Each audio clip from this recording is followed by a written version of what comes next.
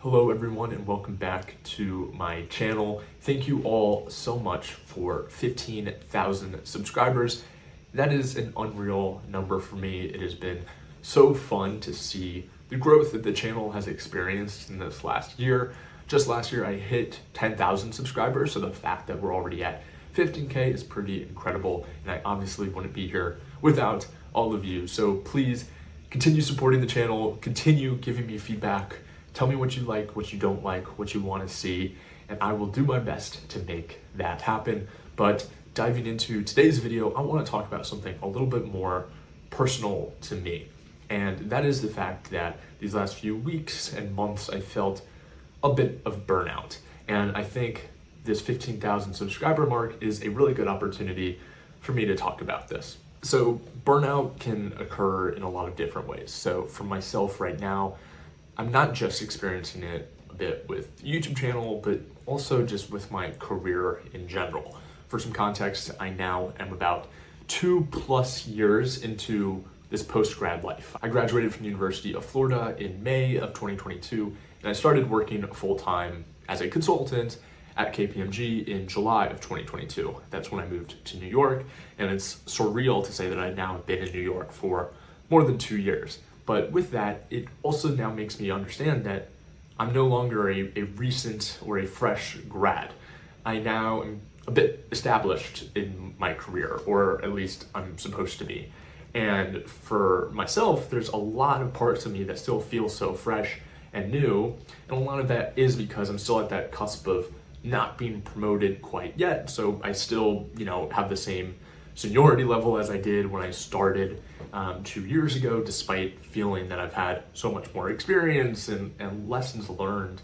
So that's just a natural thing that I think a lot of people go through kind of at this stage, where it's like, I bring so much more to the table than someone who just graduated college 2 months ago, but on paper, it's not that much of a difference in terms of compensation or title, whatever it may be. And so that's just something I've been grappling with just more generally, not even like there's anything specifically at work that's caused it. I think it's just a natural progression of, oh shoot, it's been 2+ years since I graduated college.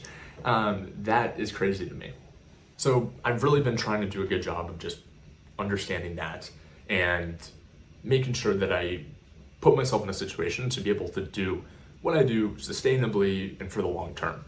I also have felt a similar way with this YouTube channel. I've talked about it a lot, but I've never seen substantial growth. And I think that is a net positive, because I've seen plenty of people have a video go viral, and all of a sudden everybody expects that one video from them, and that's maybe not what they want to be doing for every single video. For myself, sure, I've had videos get some traction over time, but it's been a pretty gradual growth process.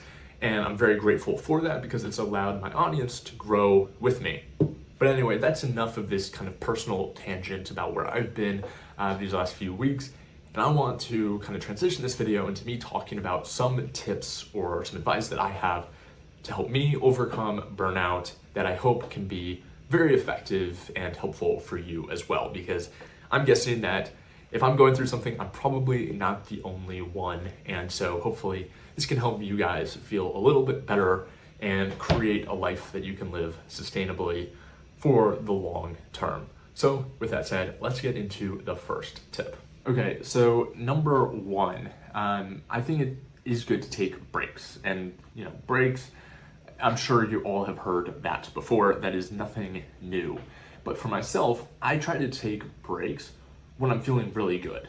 And so what I mean by that is, I guess this is a concept that I kind of learned back in school, and it was something that I think heard on a YouTube video or a podcast or something, and it was about writing.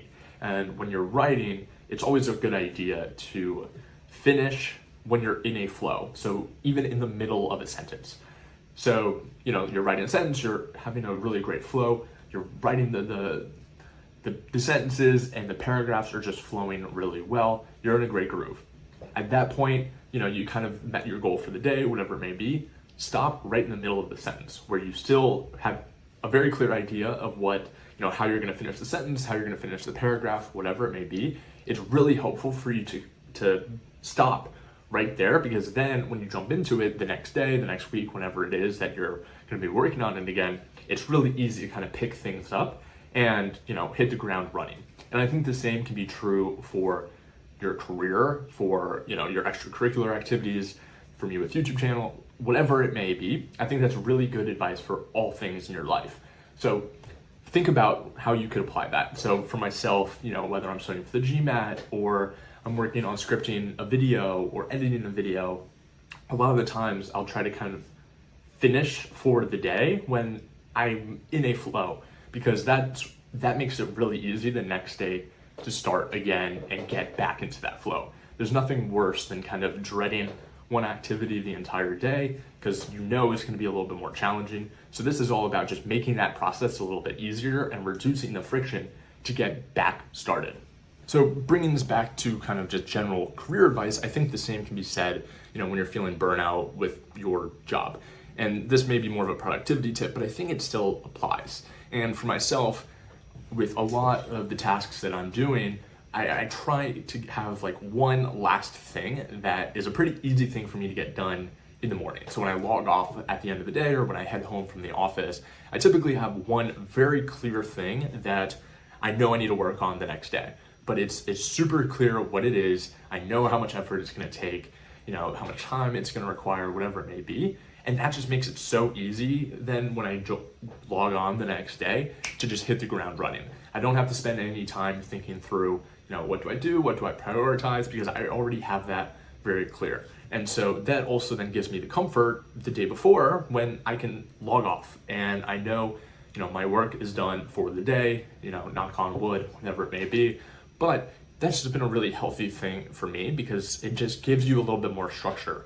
I think so much of kind of this post-grad life is you're so used to having deadlines for exams or semesters, whatever it may be. But now we're in this life where, it's just, okay, we're supposed to just do this job for the next 40 years and then retire. There's not a lot of structure there as we're used to. And so just finding ways to implement this, I think has been really helpful for me to just feel when I wake up, I can be really excited about what I need to get done. And it just, like I said, it makes me hit the ground running right as I log on or get into the office. I know exactly what I need to take on, and then everything kind of just flows from there. Okay, and now another piece of advice that I have is really to reflect and think about how grateful you are to be in the position you're in. So this, of course, has been super relevant for me with this YouTube channel. I made so many videos back in the day talking about my journey, my aspirations to get a job on Wall Street, to move to New York, whatever it may be. And so for me, it's really helpful for me to just remember, like, wow, this is something I was working so hard to get to. Like, I need to just enjoy it to its fullest. I need to appreciate where I've gotten. And I think that's a super helpful tool for any of you guys.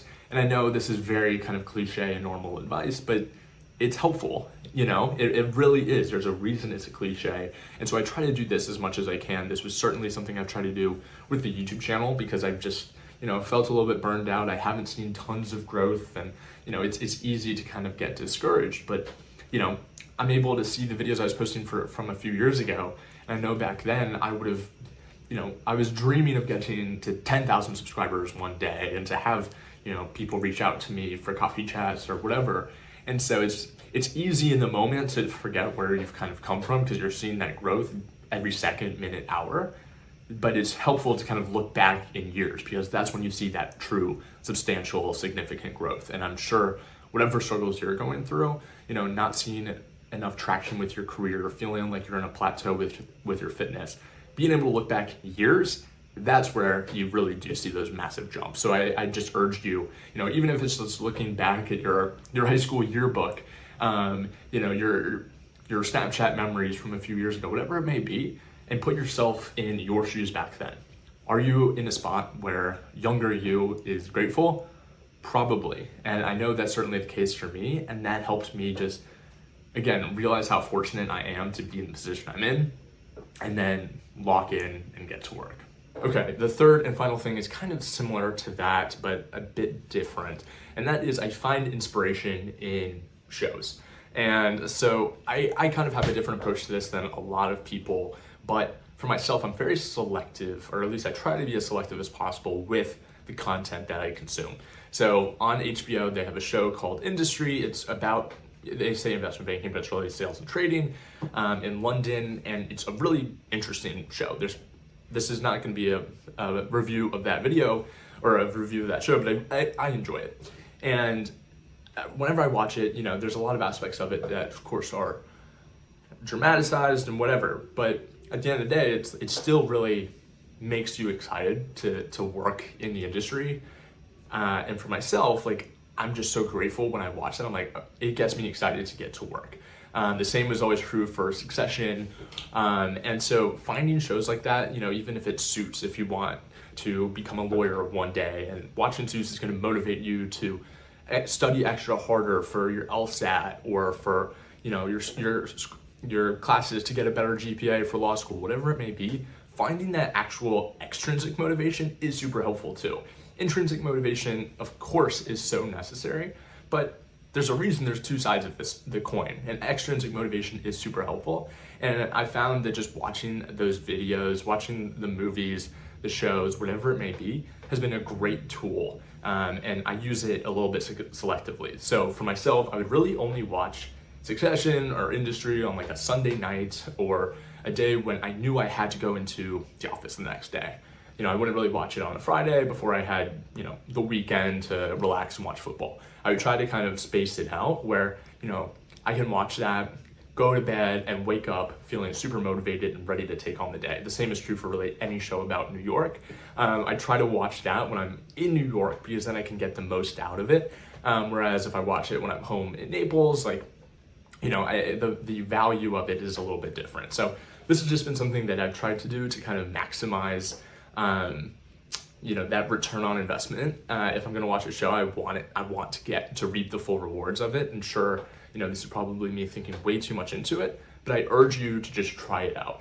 Of course you watch those shows and you're super motivated and inspired, but maybe if you're watching it on a Friday, try it out. Watch it on a Sunday night so you can go to sleep and then feel extra motivated to wake up early, take on the day, and just see what happens. And for myself, anytime I'm in kind of a rut and I'm feeling a little bit less motivated, I really do enjoy watching Industry. For whatever reason, it just gets me super motivated, super grateful to be working in the industry. And I then just get to work and realize how good I have it. So that is definitely probably a more unique perspective on it, but it's been helpful for me, and there's constantly new shows coming out, new books, all of that. And so I just urge you to try it in your own life. Find an example of kind of where you want to be or the industry that you're working in, and watch that show, but watch it at a time that allows you to then take full advantage of it the next day.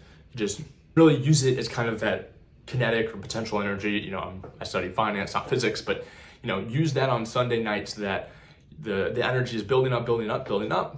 Monday morning comes around and you can just get off to a flying start. So that is definitely a ton of word vomit, but I hope that makes sense to you. And finally, with all of that said, that is going to wrap up the video. I know this was kind of just me spewing and going off on a bunch of tangents, but I haven't posted a video in a few weeks, hence some of the burnout. And I really just wanted to get a video out for you guys and for you to understand where I'm coming from and maybe just see an inside look at how I think about certain things. But I would love your advice. If you've gone through burnout, leave a comment down below. Let me know what you were able to do to overcome it. Let me know what you thought of my advice. Is it good? Is it bad? Is it somewhere in between? Probably. But I just appreciate all of you. Thank you so much for 15,000 subscribers. That is truly incredible. I'm so grateful for you all. As always, if you have any questions, reach out to me on LinkedIn, and I'll see you in the next video. Peace.